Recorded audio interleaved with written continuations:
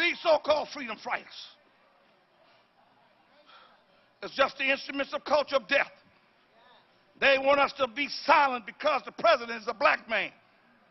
But he and his administration is leading this nation, and especially the African Americans, to absolute destruction. There are none so blind as those who will not see. None so deaf as those who refuse to hear.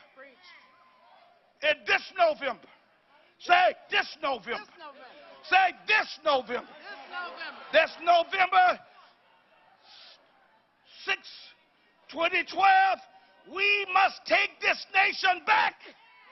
We must take this nation back. We must take this nation back from the princes of darkness and the culture of death. We must work to defeat this administration. Yeah, I said it ought to be defeated. It only should have one term, no more. Enough is enough. The call has been made for us to keep silent, to be quiet on this issue of abortion.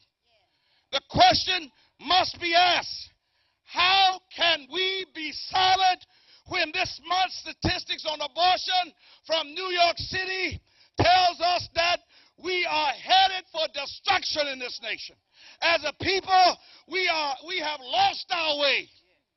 How can we be silent when the ungodly facts from New York City shows that 41% of all pregnancies in New York City ended in death? How can we turn back when there are 60%, when 60% of all African American pregnancies in New York City ended in abortion? How can we be silent when 40% of the pregnancies in the Hispanic community in New York City was aborted? How can we do something else when 72% of the pregnancies of 17-year-old girls were ended in the death of the child? When it comes to the African American community in New York City, out of every 100 pregnancies, 60 children die and 40 live. That's a tragedy. Mr. President, that's a tragedy. Congress, that's a tragedy. Where is the president of Change and Hope? Where is Jesse Jackson? Where is Al Sharpton? Where is the NAACP? Where is the Black Congressional Caucus?